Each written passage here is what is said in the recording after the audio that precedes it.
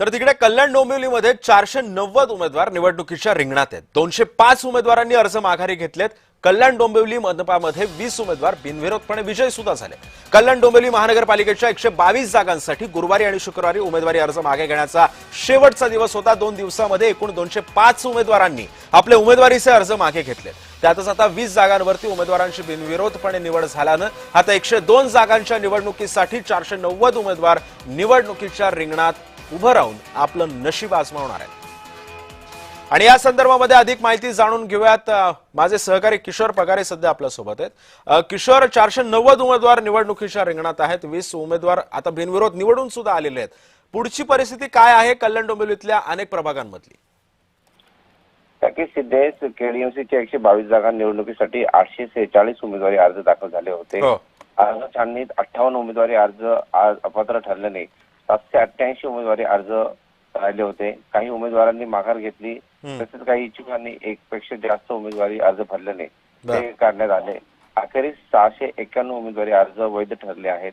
आज उमेदवारी अर्ज मागे घेण्याचा जो कालचा शेवटचा दिवस होता, त्या दरम्यान काही उमेदवार आपली उमेदवारी अर्ज मागे घेतली, मात्र त्यांनी त्याची खंतही व्यक्त केली।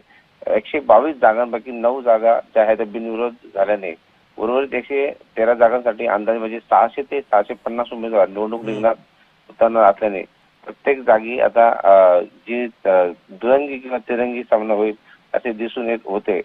मात्र आता कुठेतरी ह्या बिनविरोध निवडणुकीमुळे पुढील परिस्थिती आता उरलेल्या ह्या दिवसांमध्ये कशा प्रकारची असेल हे पाहावं लागेल। आणि सगळ्यात महत्त्वाचं म्हणजे राजकारणात जे समीकरण आहे हे बिनविरोध निवडून आल्याने एक वेगळं चित्र इथं दिसत आहे। पण किशोर, या सगळ्या मतदारसंघांमध्ये कल्याण डोंबिवलीचंच आपण उदाहरण घेऊयात, याच्यामध्ये कुणाची ताकद सर्वाधिक पाहायला मिळते?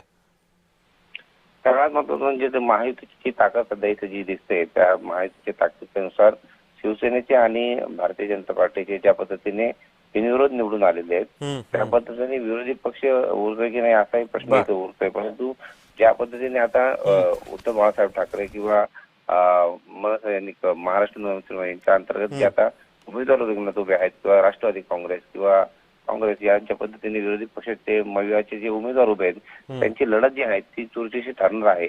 ह्या दरम्यान कशा प्रकारची ही लढत आता पुढे होईल हे आता चित्र स्पष्ट होईल। सिद्धेश, नक्कीच धन्यवाद किशोर, तुम्ही दिलेल्या या सविस्तर माहितीसाठी।